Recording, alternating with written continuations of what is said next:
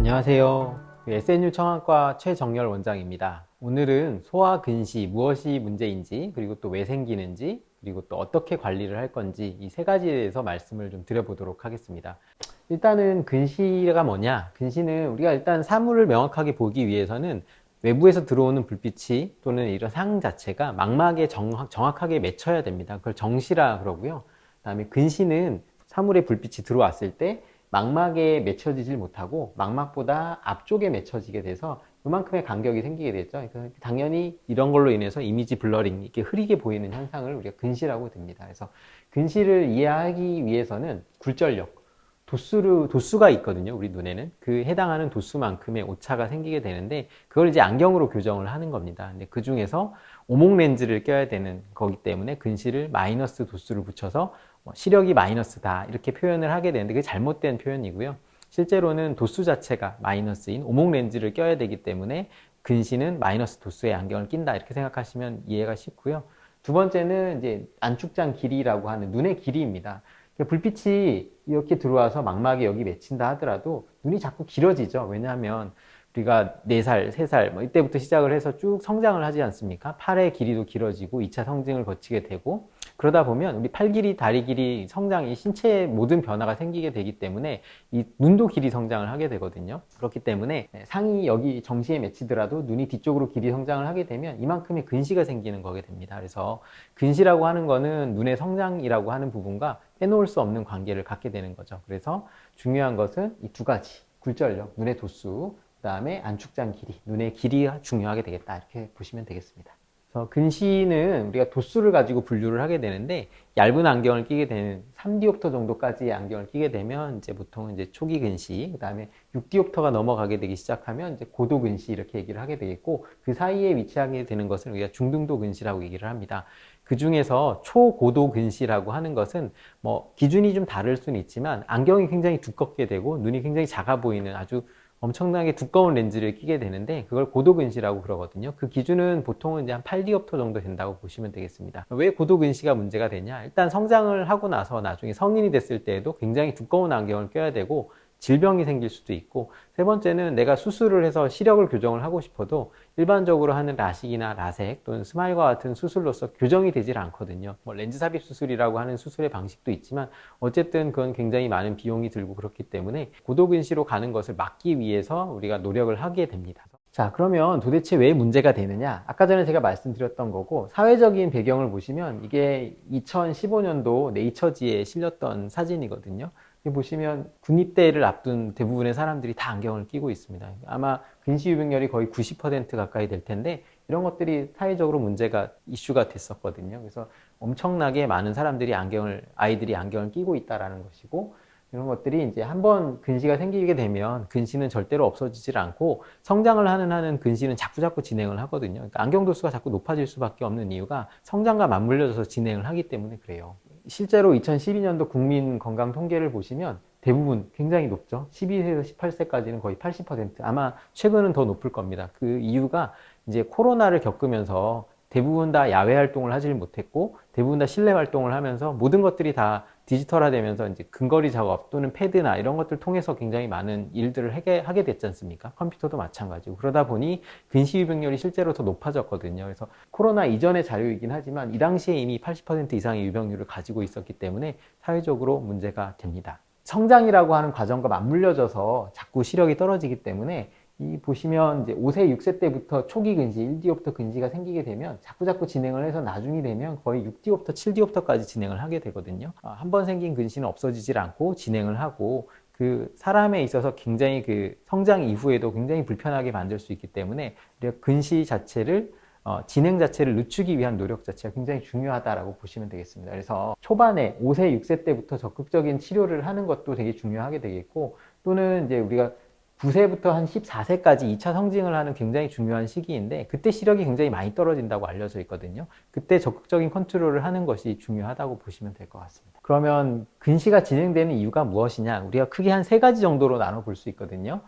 유전적인 요인, 그 다음에 환경적인 요인, 그 다음에 이제 광학적인 요인 이 3가지 정도를 볼 수 있는데 유전적인 요인은 이제 어머니, 아버지가 다 안경을 끼거나 수술을 하셨거나 콘택트 렌즈를 끼셨거나 그런 경우는 위험성이 자녀에게도 하나가 갑니다. 리스크 요인이 하나가 되겠죠. 그리고 환경적인 요인도 있습니다. 환경적인 요인은 이제 야외 활동을 1시간 이상을 못 한다든가, 주로 이제 텔레비전을 많이 본다든가, 근거리 작업을 많이 한다든가, 이런 환경적인 요인도 있겠고, 실제로 호주, 뉴질랜드보다는 우리가 이제 교육열이 굉장히 높은 아시안, 특히 이제 일본이라든가 타이완 또는 중국, 우리 대한민국 이렇게 한 4개 국가에서 근시 유병률이 굉장히 높거든요. 대부분 다 야외 활동 못하고 근거리 작업 많이 하는 그런 국가에 치우쳐져 있죠. 광학적 요인은 이제 근시 자체의 요인이기도 하고 안경 자체의 특징적인 요인이기도 한데, 이거는 조금 이해하기는 어려운데, 그래서 크게 3가지 요인이 있고, 거기에 성장과 맞물려져서 이게 근시가 진행한다라고 보시면 되겠습니다. 우리가 조절할 수 있는 것은,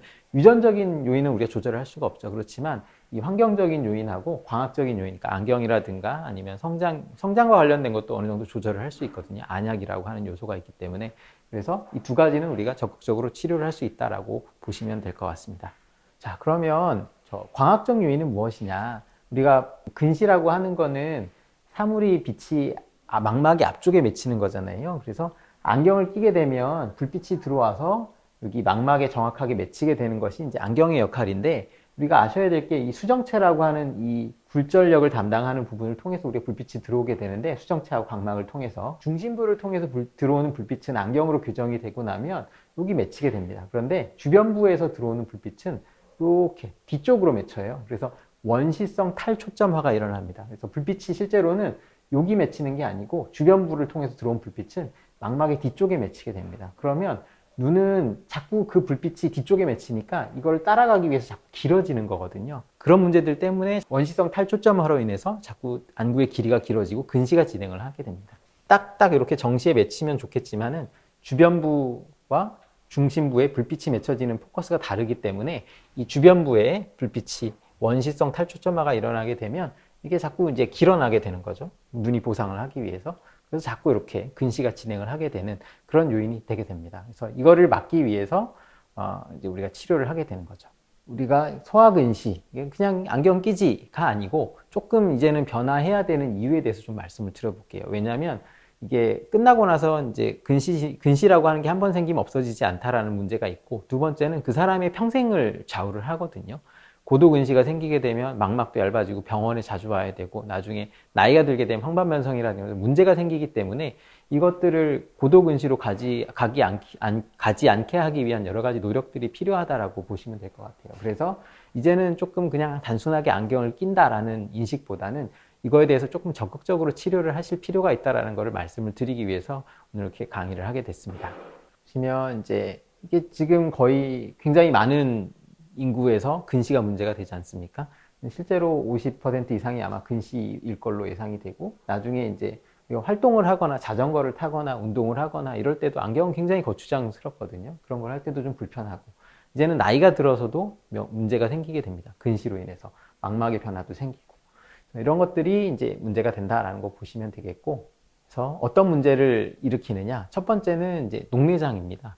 근시 자체가 녹내장 발생의 위험 요인이거든요. 그래서 시신경이 얇아지고 시신경을 싸고 있는 사상판 조직이나 이런 것들이 딸려가면서 붕괴가 되고, 그러다 보면 녹내장이 발생을 할 수가 있게 되는 거거든요. 그래서 그게 문제가 되고, 2번째는 망막이 자꾸 얇아지다 보니까 주변부 망막 변성이 생깁니다. 그래서 찢어진다든가 구멍이 난다든가 박리가 생기게 되면 또 수술을 하셔야 되고 레이저 치료도 받으셔야 되는 이런 문제가 생기게 되고, 비문증도 굉장히 흔하게 되죠. 3번째는 이제 근시성 망막병증이라고 하는 중심부의 망막에 얇아지다 보면 이제 맥락막에서 혈관이 뚫고 올라오면서 황반변성이 생기게 됩니다. 이게 노년성 황반변성과는 조금 다르지만 그래도 이렇게 중심부가 안 보이는 일이 생기게 되거든요. 굉장히 시력도 떨어질 수 있고 주사 치료도 받아야 되고 그런 일이 생길 수 있습니다. 그래서 이런 것들이 평생에 걸쳐서 근시가 생기면, 특히 고도 근시가 되면 이런 문제나 위험성을 안고 살아가야 되는 문제가 있기 때문에 적극적인 치료가 필요하다라고 말씀드리고 싶습니다. 왜 그러면 도대체 근시가 생기면 눈에 문제가 저렇게 생기느냐, 이걸 아셔야 되는데, 나이가 들게 되면 이렇게 망막이 길이 성장을 멈추고 나면 끝이 나야 되는데, 더 길어지면 안 되는데 후포도종 뒤쪽으로 자꾸자꾸 이렇게 뾰족하게 길어지는 일이 생기게 되거든요. 그러면 성인이 돼서도 안경을 꼈는데 시력이 자꾸 떨어지게 되고 또 도수를 높여야 되고 하는 일들이 성인 이후에도 생길 수가 있다는 걸로 이렇게 이해를 하시면 되겠고, 그래서 실제로는 이제는 이제 근시 자체는 질환으로 어떻게 봐야 된다라고 하는 인식의 변화가 필요하다고 보시면 되겠고, 근시를 어떻게 관리를 할 거냐, 이제는 이거에 초점을 좀 두고 보셨으면 좋겠습니다. 적극적인 관리가 필요한데 제일 기본은 안경이거든요. 안경은 잘 보기 위한 방법이고, 그 외에 근시 진행을 늦추기 위한 치료를 이제는 적극적으로 안과에서 하고 있습니다. 예전에는 보통은 안경 또는 이제 필요하면 안약 정도 생각을 해볼 수 있고 그랬었는데, 이제는 4가지, 5가지 방법들, 여러 가지 치료들이 나오고 있어서 굉장히 관심을 많이 받고 있고, 연구도 이와 같이 여러 가지 연구들도 진행이 되고 있습니다. 그래서 현재로서는 이제 2016년도에 보시면 이제 이런 한 2-3가지 정도에서 최근에는 4-5가지 방법으로 이렇게 자꾸 늘어나고 있다라고 보시면 되겠고, 여러 가지 치료 방법들이 이렇게 많습니다. 그래서 안경만 낀다가 아니고 안약도 쓸 수 있고, 안약이 효과가 없으면 드립 렌즈를 할 수도 있고, 드립 렌즈를 하다가 문제가 생기면 소프트 렌즈를 할 수도 있고, 여러 가지 치료 방법이 있다라는 것들을 알아주셨으면 좋겠습니다. 이제 보시면 이제는 한 가지 방법뿐만 아니라 여러 가지 방법들을 이렇게 밑에 보시면 굉장히 많은 방법들이 있지 않습니까? 그래서 이런 치료 방법들이 다양해지고 있다는 것들을 좀 보시면 좋겠고, 저희 병원에서 지금 하고 있는 이제 근시를 억제를 하기 위한 치료 방법은 크게 한 4가지 정도로 보시면 될 것 같아요. 한 8세 정도가 넘어가게 되면 이제 콘택트 렌즈를 착용을 할 수 있고, 부모의 도움을 받아서 이렇게 하실 수 있기 때문에 드립 렌즈를 착용을 해볼 수 있겠죠. 제일 흔한 방법 중에 하나입니다. 그런데 8세 미만이나 나이가 너무 어리거나 눈의 크기가 너무 작은 경우에 있어서, 그럴 경우는 이제 안약, 아트로핀 안약 0.025%나 그 이상의 농도를 써서 1년의 근시 진행 속도를 갈 거를 한 2년 정도로 늦춰서 급한 성장기 때, 예를 들면 9세부터 14세까지 급격한 성장기 때를 우리가 버틸 수 있도록 하는 그런 아트로핀 안약 치료도 있겠고요. 그다음에 이제 이런 것들을 실패를 하거나 또는 치료 자체를 놓쳤거나 고도근시이거나 하는 경우에는 우리가 이제 근시 진행 소프트 렌즈 같은 것들로 처방을 합니다. 그리고 최근에는 부모님들이 관심이 많으셔서 우리가 이제 다초점 렌즈, 그러니까 일반적인 다초점 렌즈하고는 다르지만 근시 진행을 늦추기 위한 특수 안경들도 나와 있습니다. 이제 그런 것들에 대해서도 관심이 자꾸 높아지고 있거든요. 4가지 정도의 치료가 가능하다라고 보시면 될 것 같습니다. 적극적으로 근시에 대해서 안경만 끼우지 마시고 근시 진행을 늦추기 위한 치료가 여러 가지 있다는 것을 인지를 해주시고 치료에 임해 주시면 제일 좋을 것 같습니다. 제가 오늘 말씀드릴 내용은 이제 근시에 대해서 거의 전반에 대해서 말씀을 드렸고, 많은 도움이 되었으면 좋겠습니다. 이상입니다. SNU 청안과 최정열 원장이었습니다. 감사합니다.